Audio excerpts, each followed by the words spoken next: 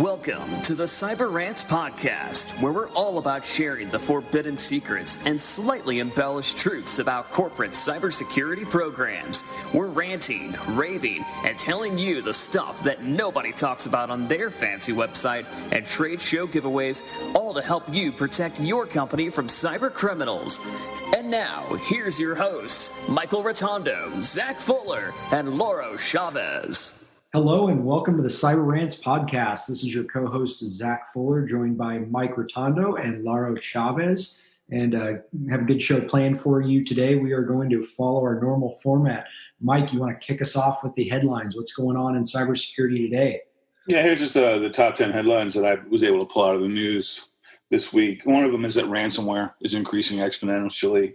There's an article out called Ransomware 2020, Attack Trends Affecting Organizations Worldwide.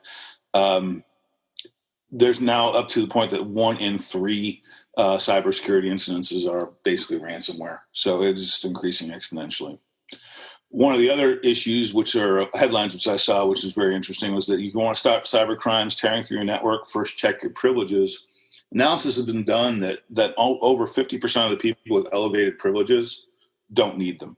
So you need to refine and relook at who you're giving access to and why. One of the interesting things that's racking up is Bluetooth security weaknesses are piling up while patching remains problematic. As we all have smartphones, Bluetooth is becoming more and more prevalent out in the wild, and the attacks are becoming more and more prevalent. Dovetailing into want to stop cyber crimes through your network, tearing through your network.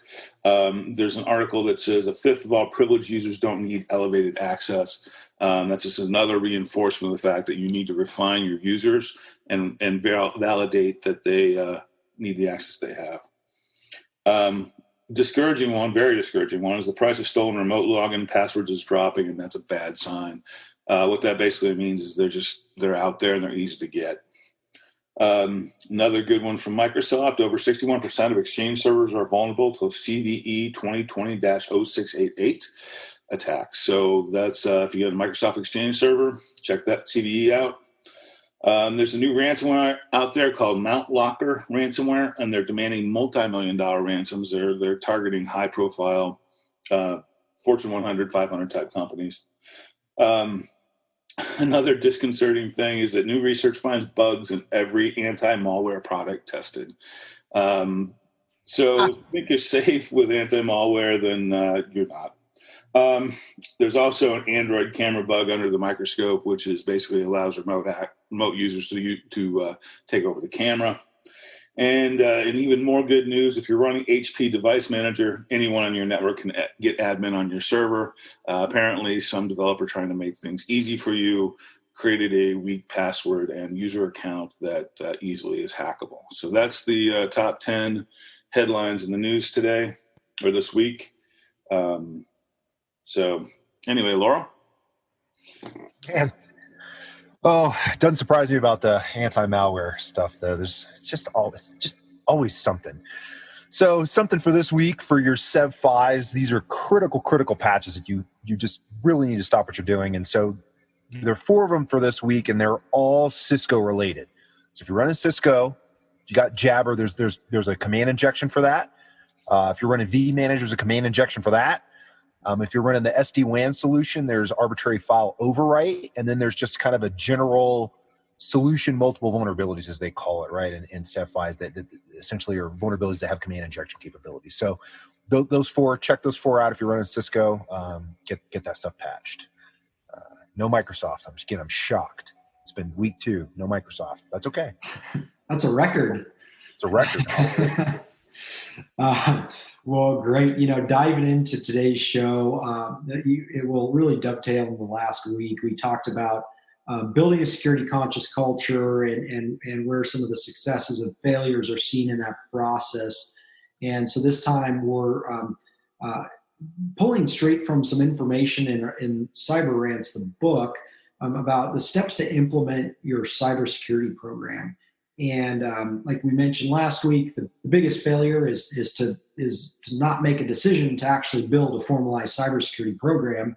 And those are by far the majority of the companies that get get to become victims of cyber attack, those ones that haven't made that decision. But let's say you've made the decision. You probably already have. If you're listening to this, you're interested in this stuff. You're probably moving forward, or already even have a formalized security program that you're looking to make better. So diving right into it, I mean, the first step, of course, once decisions made, is really got to have leadership support across the board. And we're not just talking about the tech leadership either, or the risk management leadership, right? It's everybody. It's board of directors, your CEO, CFO, COO, everybody in the organization, but also at a management level. Mike or Laura, do you have any good examples you want to share of just leadership successes or failures, kind of what you've seen out there in various size organizations? Do you want to go first, Mike? No, go ahead. Well, I can certainly talk about a failure real quick. I've got some success. I mean, I guess we can really kind of drill this on with a bunch of different stories from both categories, but I'll talk about a significant failure. So here's the thing is that, like you stated, Zach, it's important to have everybody at the top of the business's support.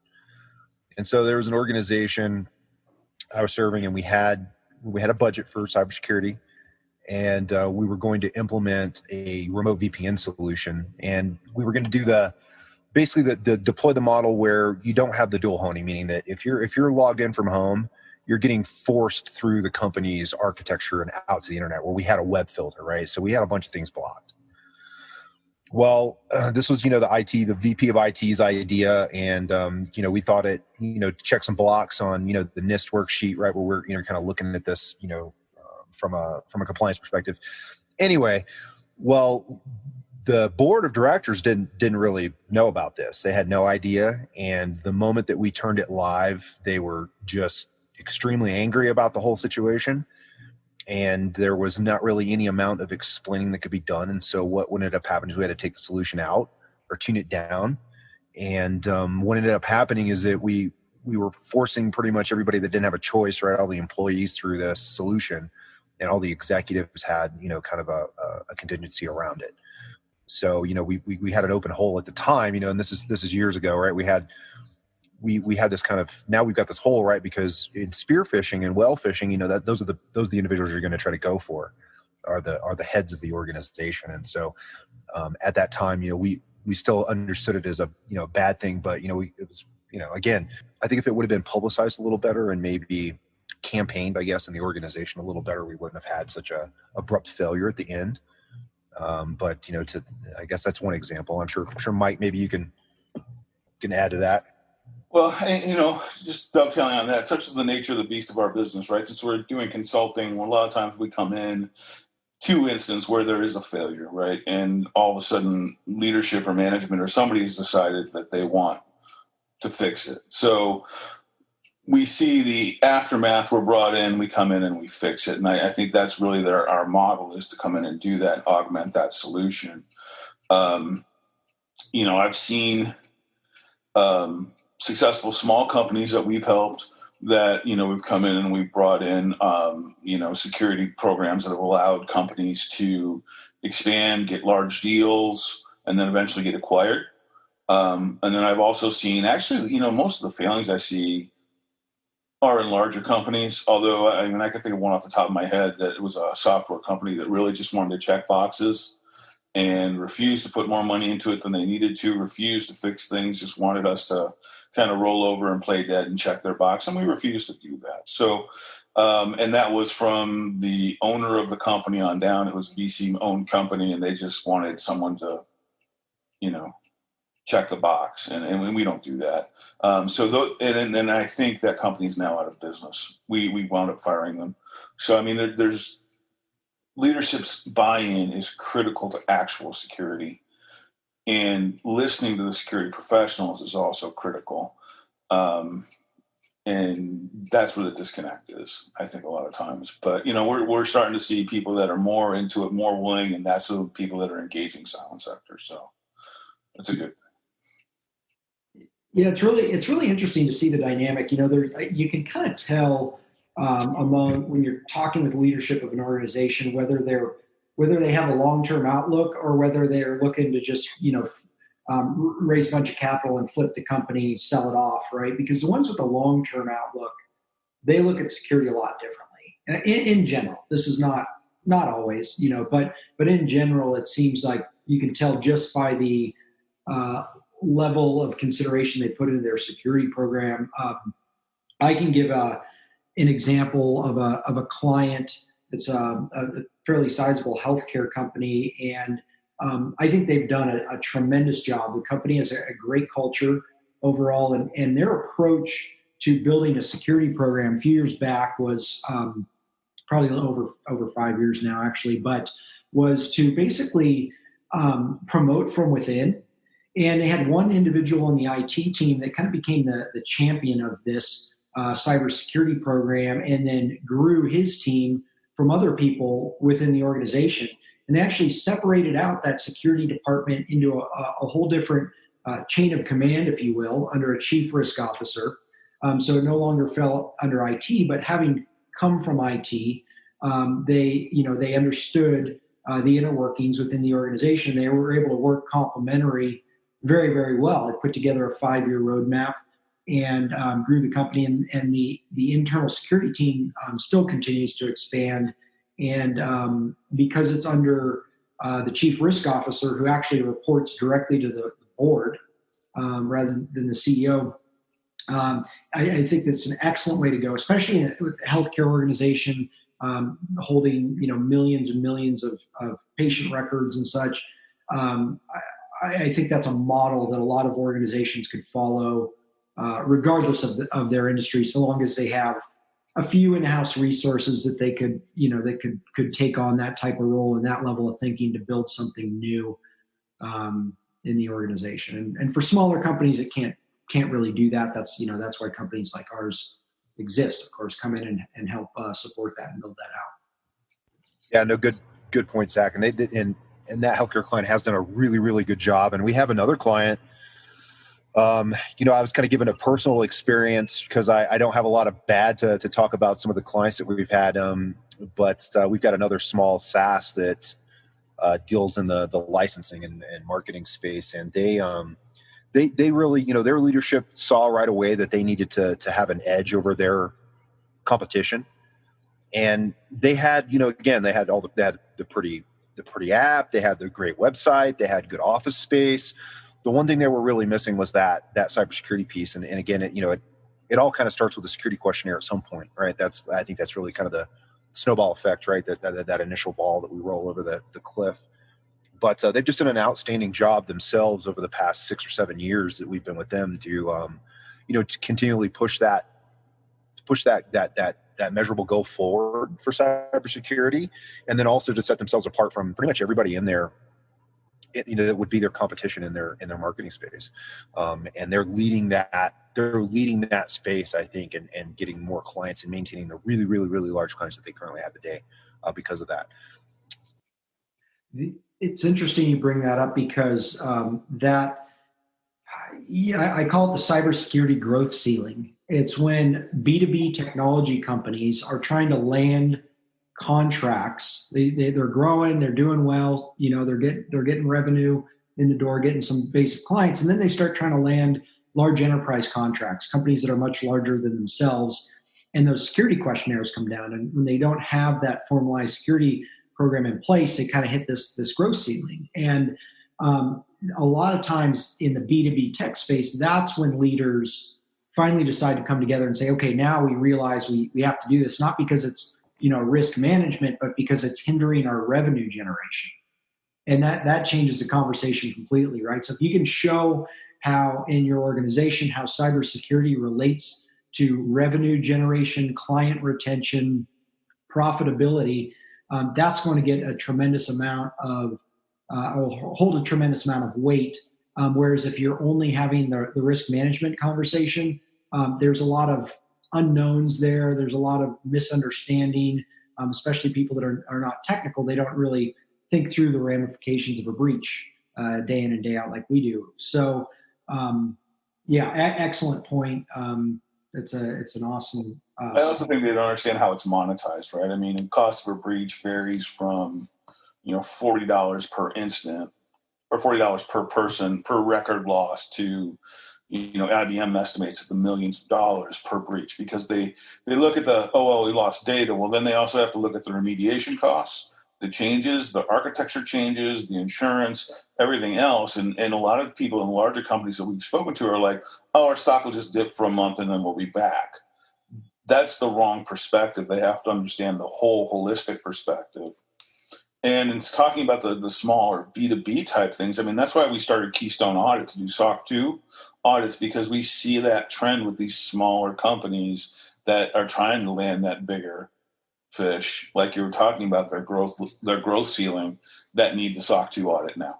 And that's why we've got Keystone Audit, and that's one of the things that we're seeing as well. Right.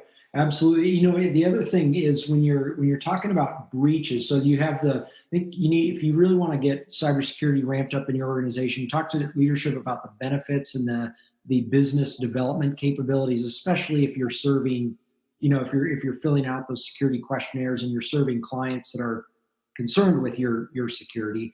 The other side of that is don't ever bring them like the average cost of a data breach, right? Because I always compare it to, it's kind of like buying a house, right? When you're buying a house, you don't look at the average cost of a house in the United States, because that's meaningless to you, right? You look at what it costs in a specific city, specific neighborhood, certain characteristics, square footage, and finishes in the property and all that. So there are a lot of considerations. So if you can take that same thought process, bring the number to your organization, and there's certain tools and companies that can help you do this. We can certainly provide some guidance there, but bring a definitive number to your leadership and saying this is what it will cost us in the event of a breach, and here's how it's broken out by and how we can prevent each piece and what those prevention measures will cover in terms of dollars and cents. Essentially a financial risk analysis, and that will certainly get their attention. The more you can customize anything to the organization for presentational leadership, the more they will look at it and really put some serious consideration into that. Yeah, Zach, I couldn't agree more, and I think that drops us right into the second portion of that chapter, right, where we're talking about understanding your current risks and vulnerabilities. You can't really go and provide that information to the board until you've done that kind of next part investigation. Now that you're the new sheriff, where are the troublemakers? What are the vulnerable technologies? Where are the sunsetting technologies? Where are the technologies at that haven't had SME attention for years, or legacy apps, things like that, right? That are going to potentially cause problems. Is right in line with what you're talking about in the next thing we have.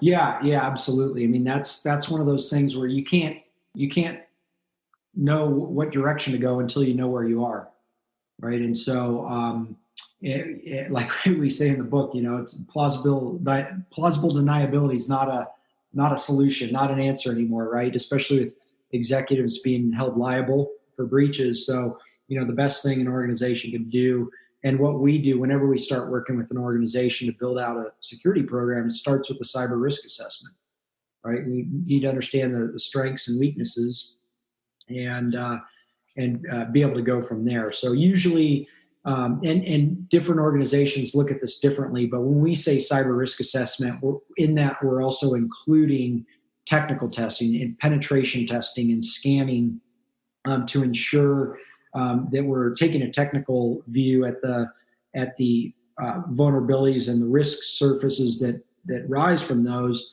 and not just a paper review, right? I mean, paper review, of course, is important too. So looking at all the policies and procedures, but I think you have to have the technical side. It seems like a lot of organizations are only doing documentation policy review, and they're calling that cyber risk assessment. Do you have any thoughts on that? Well, yeah, we're seeing that, because that can be presented to a lawyer and say, oh, look, we're doing all this. And then what they don't have is the actual validation that it's backed up, right? That's actually backed up in practice, that they're actually doing it, that they've actually ensured that it's actually functional and working. So yeah, I mean, we're seeing a lot of that paper stuff, and I mean, I can think of a client off the top of my head that basically told us point blank, he's like, I don't want this done because I don't want to know it and I don't want to be responsible for it. So I mean, it is changing because of the awareness that you were talking about, Zach. But yeah, we do see that quite a bit.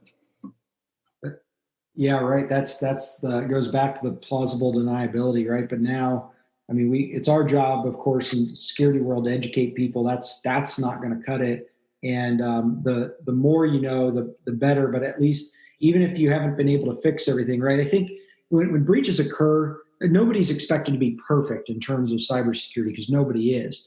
But if you can at least prove that you've been taking the right steps and running industry best practices, starting with your cyber risk assessments and penetration testing activities, at least then you can justify, hey, these are risks. We made a business decision to cover down on these vulnerabilities and remediate these issues because to us they were the greatest concern at the time. So we had to make an educated guess. People are going to give more weight to that than saying, oh, well, we just didn't even know these issues were there. Right. So it's about having a plan of action, the milestones, documenting that, and continuing to keep it updated. Any other thoughts before we wrap up on today's show? No, make sure that you're doing a full cyber risk assessment, looking at all the different risk vectors of the business, including the cyber wing and the financial wing. And if you're just getting a commoditized scan, then you're not really getting a holistic view. Well, I know a lot of people are interested in the finer points of cyber risk assessments and penetration testing. So we will certainly be covering that in the future in the show. But for now, we want to talk about implementing the cybersecurity program. So just know that getting complete leadership buy-in is the first thing that needs to happen. And then from there, you have to understand what your risks are today, how things stand before you can plot your route forward. So we'll get into the next steps in future episodes here, but thank you for joining us. Check out cyberrants.com. Check out silentsector.com if you need any support on the cybersecurity side or just have any questions in general or just want to rant, share your experiences. We'd love to hear from you. Thanks a lot and have a great rest of your day. Pick up your copy today of Cyber Rants, Forbidden Secrets, and Slightly Embellished Truths about corporate cybersecurity programs, frameworks, and best practices on Amazon. And if you're looking to beef up your cybersecurity, visit us online at www.silentsector.com. Join us next time for another edition of the Cyber Rants podcast.